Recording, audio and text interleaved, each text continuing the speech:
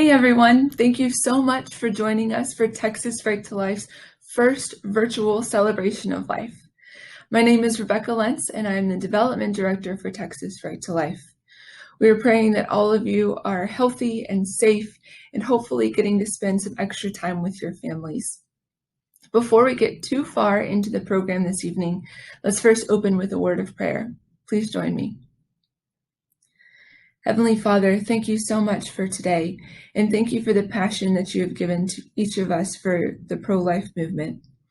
Please be with the leaders in our nation and around the world, that you would give them wisdom in these unique times, and that you would heal our world, Lord, from the coronavirus. Please be with the program this evening, that it would be informative, and that people would have their passion for your children and their love for your command to defend the innocent reignited within us. We ask all these things in your Son's name. Amen. Okay, so we have a really informative event planned for all of you, and we're just excited that you're taking some time to join us in this unique way, since we're not able to join together in person right now.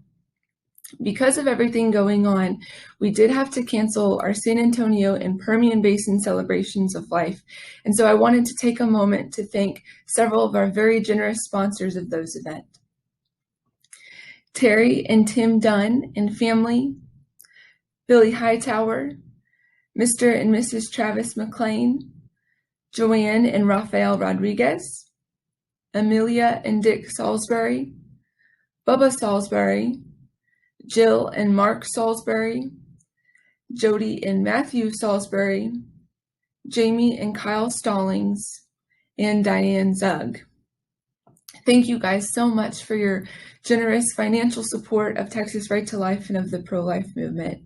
And I also want to thank our board members, Yvette and Rich Diot, and Marie and Walter Pate, for their ongoing prayers and leadership of the organization in these times, and for their ongoing generous financial support of Texas Right to Life.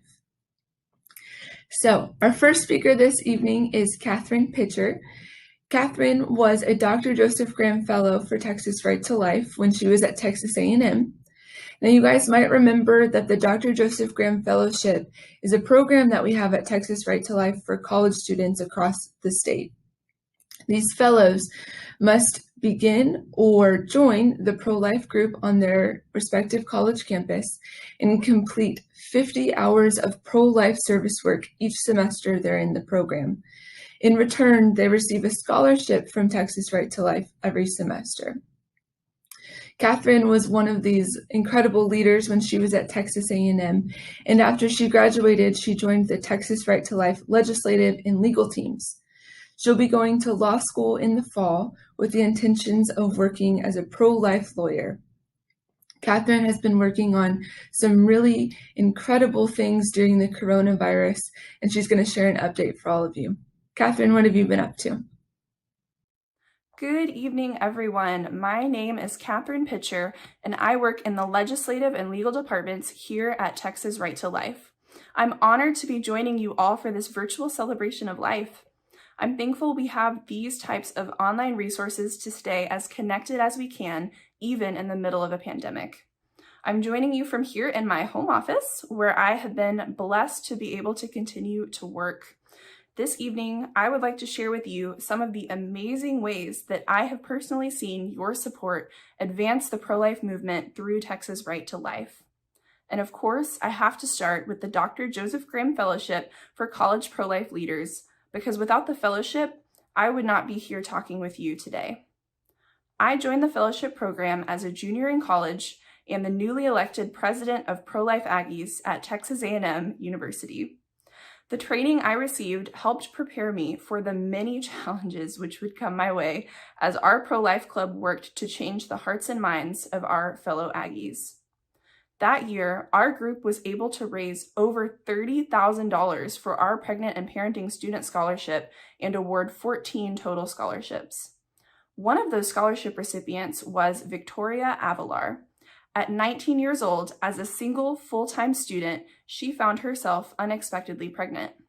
Our culture teaches that young women in her situation should opt for abortion as the easy way out, but Victoria held on to her faith and what she knew was right, that she had already given her daughter life and that taking that life away was not an option. We were so happy to be able to offer her financial support as she began to plan for life as a student and a mom. Just a few months ago, I actually happened to run into Victoria again. She showed me pictures of her now 2-year-old beautiful daughter and told me that after receiving the scholarship, she had become more and more involved with pro-life Aggies and had even founded a support group for other pregnant and parenting students at Texas A&M. The Aggie Pregnant and Parenting Student Organization now meets once a month and is a place where student moms and dads can build community and encourage each other. I think Victoria's own words say it best, so I'll share them with you. The Pregnant and Parenting Scholarship had a great impact on my life. Although her father offered to pay for an abortion, I never considered that as an option. During my pregnancy, I knew that I was going to be a single parent, and I was so worried about finances and how I would take care of my baby. Receiving the scholarship was God answering my prayers, but it was also Him showing me love through the pro-life movement. It was the pro-life movement that said, "We are here to love and support you and your baby." I am proud to be an active member of the Pro-Life Aggies, and more recently, the vice president of the Aggie Pregnant and Parenting Student Organization. I am forever thankful for all the pro-life movement has done and continues to do in support of mothers, fathers, and preborn children everywhere. What an incredible testimony. Thank you, Victoria, for sharing that with us.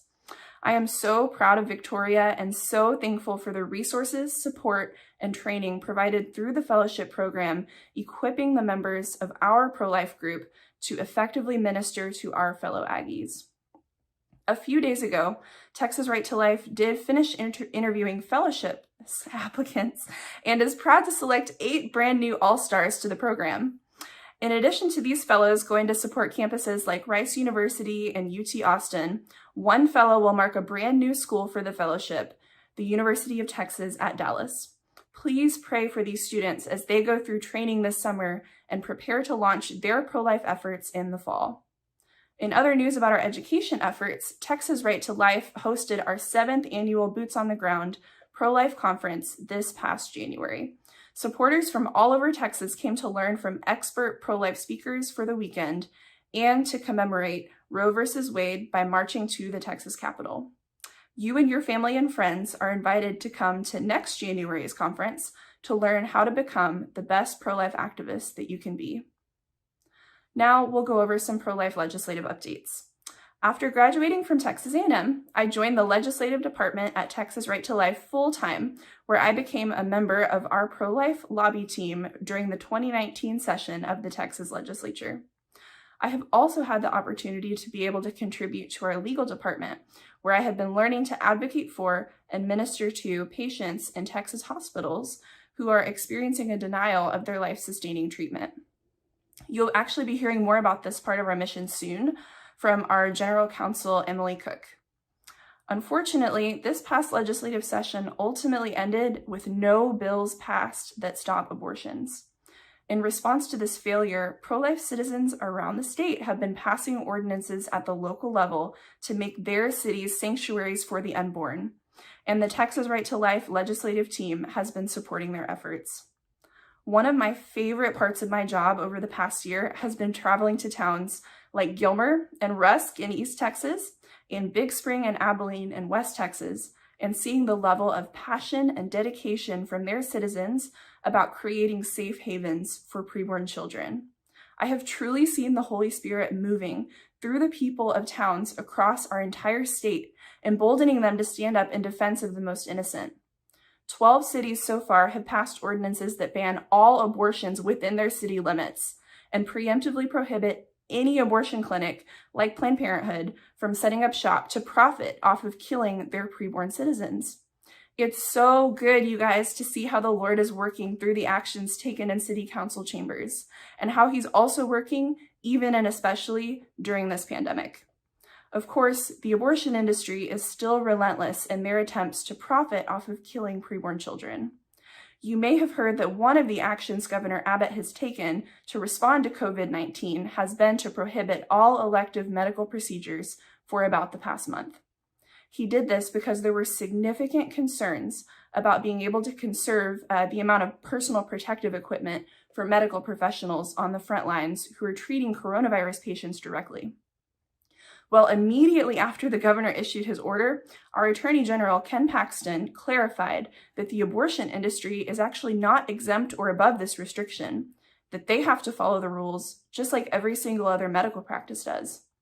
And of course, the abortion industry did not take that news well, and they did what they are honestly really accustomed to doing, filing a lawsuit in a federal court to try and exempt themselves from basic measures protecting public health. Since then, the lawsuit has been back and forth between the district court and the Fifth Circuit Court of Appeals. New rulings are continually being issued, but because the Fifth Circuit has repeatedly upheld various provisions of the executive order, more than a month has gone by with 98% of all abortions banned in the state of Texas. That amounts to about 3,500 lives at least temporarily saved over the past month, which is just an incredible miracle.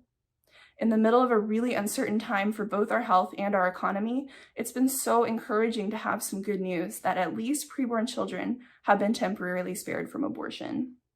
Our legislative team is continuing to stay on top of all the latest developments, so please continue to check back to texasrighttolife.com for updates on pro-life sanctuary cities, the executive orders, and other public policy news. Now, my journey, which began 4 years ago with a simple text message from a friend inviting me to apply for the Dr. Joseph Graham Fellowship, is now approaching an exciting next step. This August, I plan to start classes at the University of Texas School of Law in Austin. My experiences in the pro-life movement have stirred in me a desire to be the most effective advocate for life that I can be, and I am looking forward to helping save lives in a whole new way as I begin my formal legal education. I want to close by saying thank you. To those of you who are faithful supporters of Texas Right to Life, you have made it possible to equip me and hundreds of other like-minded men and women with everything that we need, not only to make a difference on college campuses, helping students like Victoria, but also to be a force for life in our careers and in public policy. You make it possible for me and the other members of the legislative team to travel across the state assisting with sanctuary cities for the unborn, to spend our days advocating for mothers and their babies, as well as patients in hospitals. There are truly amazing things happening right now for the pro-life movement in the state of Texas, and they would not be happening without the support of each and every one of you. So thank you guys so much. Have a good night and stay safe. Thank you so much for that update, Katherine. Our next speaker this evening is Emily Cook. Emily was also a Dr. Joseph Graham Fellow when she was a student at Stephen F. Austin. In fact, Emily was in the very first class of fellows. When she was at SFA, she started the group there, Lumberjacks for Life, and she also started a scholarship for women that were pregnant or parenting when they were in school. This wonderful program has now been adopted by several pro-life college groups around the state, and it helps mothers choose life while they continue their education. After graduating from SFA, Emily went on to earn her law degree from Baylor. She serves as Texas Right to Life's General Counsel. She also takes the hard calls from families who have realized that there has been a ticking clock placed on their lives because of the 10-day rule in Texas. Emily helps these families through the difficult process where they have to advocate for their loved one's life in front of doctors and ethics committees from the hospital. She helps them with the legal process, and she has also appeared in court when she was 8 months pregnant to defend the life of an innocent baby here in Fort Worth. She has a very timely update for you guys with everything going on in the coronavirus. Here she is, Emily Cook.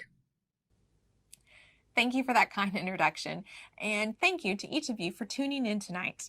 Your financial generosity is saving lives across Texas every day. You guys are the heroes, so thank you. Life, it's under attack from multiple fronts. In the womb, we see death through abortion on demand, And outside of the womb, we see death by imposing one person's standards of living on another. We're seeing death through the provision of medical care, that the idea that some people's lives are not as worthy as others due to age or disability. And as you will see, even state laws specifically empower such determinations to be made on behalf of other people. Let me ask you, what if someone came and told you, Mrs. Jones, we are going to remove life support from your husband?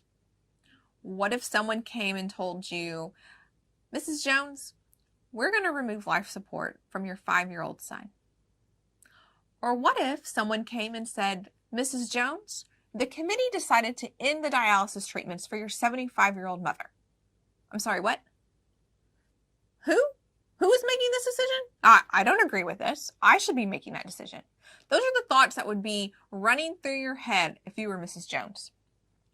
Y'all, this is not some worst case scenario to think about happening in some alternative universe or in the middle of a COVID-19 crisis. These are situations that Texas families are facing now and with increasing frequency. Recently, with everything that's been going on in our world, there have been questions at the forefront surrounding what happens to patients when they enter a healthcare facility. What rights do you have? So what is it that you need to know specifically when you or a loved one checks into a Texas hospital? Hospice questions, hospitals attempting to remove life-sustaining treatment from an individual against their wishes, and unwanted DNR orders. DNR stands for Do Not Resuscitate. Those are just a few of the many calls for help that our patient advocacy and legal teams receive weekly here at Texas Right to Life. The first thing to know and understand is that your wishes for continuing life-sustaining treatment can be overridden by a hospital committee. This has been the law in Texas since 1999, and it is not around just because of COVID. It's been on the books for decades and enforced many more times than we can count. The 10-day rule. You might have heard or read about at least one of the recent high-profile cases here in Texas that we at Texas Right to Life have helped with. Chris Dunn out of Houston. There was Carolyn Jones from Beaumont, and now little Tinsley Lewis in Fort Worth. So Texas law states that if a family or a patient wants life-sustaining treatment to continue, meaning care that is already being provided to a patient, and a physician does not want to continue providing that care, then an ethics committee is called. The family or patient only has 48 hours notice that A, the meeting is going to occur, and B, what the content of the meeting is going to be about. If the ethics committee, after their meeting, agrees to withdraw care, the patient or family only has 10 days left in that facility. Meaning, if the ethics committee agrees with the physician over the objections of the patient or their family, then the family only has 10 days left. At the end of 10 days, if the patient is still in that same hospital, the hospital can legally remove life-sustaining treatment over the family's objections. Life-sustaining treatment, by definition, is treatment that is working for its intended benefit, helping the patient continue to live. So what that really means is that those in charge do not believe that the patient should continue to live. I want to make sure we all understand that distinction. And what we're talking about here, y'all, it's not extraordinary treatment, but it's basic care. Most often at dispute is the use of a ventilator, dialysis treatments, and certain blood pressure medications. And I've mentioned high-profile cases. I make that distinction contrary to what our naysayers like to say, because not all of our cases become high-profile. We receive multiple calls a month. In 2020 alone, over the past 4 months, we have assisted 13 families, 13, facing the removal of wanted treatment here in Texas. Now, towards the end of 2019, we had a case with an elderly woman at an East Texas hospital. The 10-day process was started on her life, and her 10 days actually included the Thanksgiving holiday. After calls to our office, our patient advocacy team was able to negotiate with the hospital to extend the time deadline so that the family would not be hampered by the Thanksgiving holiday when trying to wrangle insurance, trying to find a new facility, trying to compile medical records, and everything that goes in the complicated process of transferring a patient from point A to point B. A facility was found, thankfully, willing to care for this precious lady.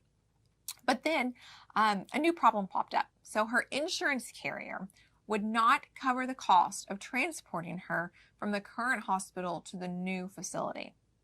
Due to the timelines, her family was unable to come up with the money needed for that transfer within the time frame imposed by the hospital and the law. But that's where your financial generosity stepped in again. Because of your generous support to the Texas Right to Life Family Assistance Fund, her transfer costs were covered. Having the ability to stop the 10 days and meet this very concrete financial need saved this woman's dignity, her life, and disallowed any person from saying, "You're too old to live." Now, in the midst of this virus pandemic, our patient advocacy team helped a Central Texas woman whose husband was in an Austin hospital with COVID-19. The woman was alarmed that the facility had placed a do not resuscitate order on her husband over her objection.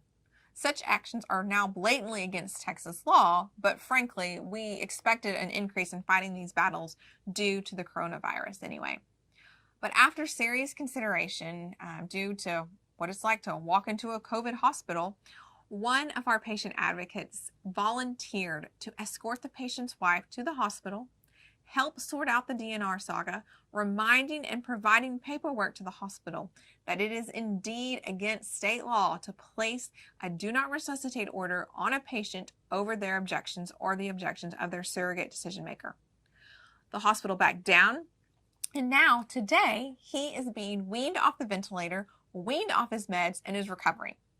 Our patient advocacy team also recently assisted a North Texas woman whose mother was being subjected to the 10-day rule.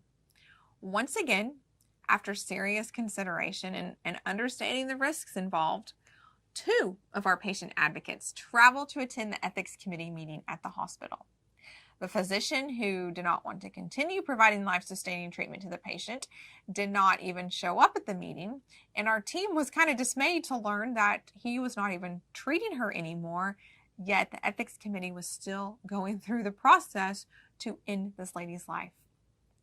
So your support enabled those 2 members of our team to attend the ethics committee meeting, help the family, and successfully advocate. This caused the ethics committee to thankfully walk back their insistence on the 10-day rule, allowing time for our team and her family to transfer her to another facility willing to care for her. And we received a praise report just last week, actually, on how that lovely lady is doing. Her new facility stopped her sedation meds, and which stopped her brain seizures, which is setting her on the road to recovery. Of course, through your efforts and support of the Family Assistance Fund, our team was able to provide attorneys for baby Tinsley Lewis and her mom, Trinity. If you haven't been familiar following this story, you can do so at our website. It is truly, truly remarkable situation out in Fort Worth. After intervening and multiple court battles that are still ongoing, baby Tinsley saw her first birthday in February and is now cutting teeth. Had it not been for your support, the hospital would have cut her life short back in November of 2019. Texas Right to Life is the only organization in Texas providing hands-on assistance to desperate families. Your support enables us to provide advice, case management, and practical tools to save one patient at a time from this draconian law. And we don't stop there. At the same time, we are fighting to correct this injustice in the legislature and in the courts. And by your prayers, you are ministering to each of these families, providing a light to someone in need. We hope that you and your family will never, ever need us. But if you do, we're here. Thank you so much for that update, Emily. We know that each of you understands that the pro-life movement did not slow down when things in our country did. Because of your generous support, you're continuing to save lives every day. Thank you so much. Our final update this evening is from Texas Right to Life President Jim Graham. Thank you, Rebecca, and thank you for joining us tonight as we use the latest technology to maintain and even strengthen our pro-life family. Just as tonight, we're trying something new together. Going forward, we plan to stay in better contact with you through technology that advances constantly and allows us to become a tighter, more relational family wherever in the world we may all be. For some time, I've told you that we are in a storm. We are in a worldwide civil war that is being fought over the social issues, the moral issues, the life issues. There are really only two sides, the followers of Christ and the God haters. And we're even joined by some who do not accept Jesus as Lord, and even a few who are agnostic or atheist. Especially in America, the division has become a chasm, and there are very few left who have not chosen a side. The world has become far more black and white for both sides. Abortion kills a baby. That's undeniable. The question we fight over now is whether that should be legal. And is every baby a baby who should be defended? The hospital death panels we talk about are real. We now fight over whether you or your spouse or your child should decide whether you receive life-saving treatment or whether the death panel will have the final deadly say. Because we define our modern world in simple black and white terms, because we think every baby should be given a chance to live, because we think your life is worth living and fighting for, we are hated. We are hated by the merchants of death. We're hated by the establishment. We are hated by the world. But we didn't get here by ourselves. For years, my father and people like you who refused to choose death over life, to call evil good, fought. For years, you and others bore witness to the truth in school, at family gatherings, at work, and even in church, as you were ignored, mocked, and ostracized. But you did not curse the darkness, you lit a candle. You did not cower idly as the culture was lost. You became active and organized. You built Texas Right to Life, the most aggressive right to life organization in the world. Over the years, our fight has become more difficult as life at all stages is now under assault, and often by those who pretend to defend it. And the coronavirus has been very difficult on all of us. For everyone's safety, your staff at Texas Right to Life went home to work almost a month ago. But the forces of death have not stopped. They fought in the courts to reopen the abortion clinics in Texas, and we are still called to defend hospital patients against death panels. In fact, working remotely is far more difficult and expensive, but we can't stop. We must defend life. While we will never be the majority, we must band together and fight. The Lord never assembles a massive army to defeat the opposing army. He shows his strength by gathering a faithful, dedicated few to show his power. Because of the coronavirus, some people have not been able to support us, or to the level they once did. But more lives than ever needed to be defended all over Texas. Tonight, will you again answer the call to defend innocent Texans, unborn babies, and those in hospitals, and help for those who no longer can? Even pro-abortion politicians like Cuomo, the governor of New York, unwittingly spoke the truth when he said, "No dollar amount is more important than one life." The fight to protect sick and vulnerable patients is only getting started. Texas Right to Life is the only pro-life organization in Texas fighting for these hospital patients and their families. Right now, please pray and ask Christ how much you should give to save his babies, his elderly and disabled brothers and sisters. He's given you everything you have to steward and build his kingdom. Please ask him right now what he needs you to give. You are called to be a part of the pro-life resistance. And 2 items to consider for your gift.